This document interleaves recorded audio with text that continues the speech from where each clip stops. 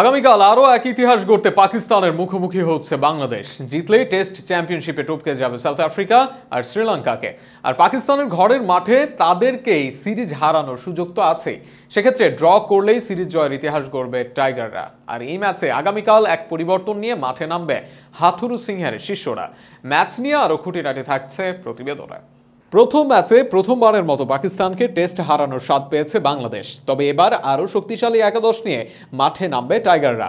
সালমান ইসলাম আর জাকির হাসানকে ওপেন করতে দেখা যেতে পারে। জয়কে দেওয়া হতে পারে পূর্ণ বিশ্রাম। ওয়ান ডাউনে অধিনায়ক নাজমুল হোসেন শান্ত, এরপর মমিনুল হক ও মুশফিকুর রহিমকে নিয়ে প্রশ্ন নেই লিটন দাসকে নিয়েও। তারা থাকবেন মিডল অর্ডারে। সাথে টেস্টে ফেরা সাকিব আল হাসানের কাছে অনেক কারণেই এই ম্যাচ অনেক গুরুত্বপূর্ণ।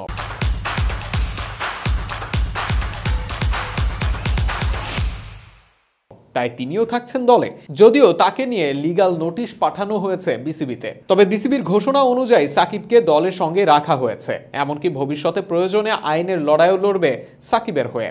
তাই সব মিলিয়ে আগের ম্যাচের চেয়েও কম চাপে মাঠে নামবেন সাকিব। আগের ম্যাচের মতো এই ম্যাচেও শরীফুল ইসলাম দিবেন পেজ আক্রমণের নেতৃত্ব। তবে তাকে ভালোই সঙ্গ দিয়েছেন হাসান মাহমুদ, তাই তিনিও থাকবেন একাদশে। আর এই দুই পেসারের চাপ কমাতে নাহিদের পরিবর্তে যুক্ত হবেন তাসকিন আহমেদ। ইনজুরি প্রবণতার কারণে লাল বল থেকে নিজেই ছুটি চেয়েছিলেন তাসকিন আহমেদ। সাদা বলে দীর্ঘদিন সাপোর্ট দিতে চেয়েছেন তিনি। তবে আত্মবিশ্বাস ফিরে পাওয়ায় আর এবছর সাদা বলে কম খেলা থাকায় টেস্ট দলেও আছেন তাসকিন। তবে প্রথম ম্যাচে ছিলেন না একাদশে, কিন্তু দ্বিতীয় ম্যাচে নাহিদের জায়গায় তাকেই দেখা যেতে পারে।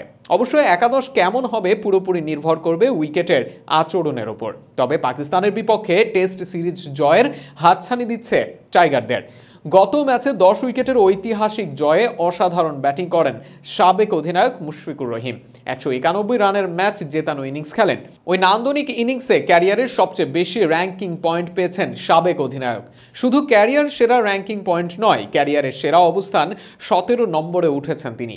এর আগে দুবার 17 নম্বরে উঠেছিলেন। এদিকে পেস ইউনিটে শক্তি বাড়িয়ে দল ঘোষণা করেছে পাকিস্তান। আগামীকাল সকালে মাঠে গড়াবে ম্যাচটি। সরাসরি ম্যাচটি দেখতে পারবেন বিঞ্জ অ্যাপে।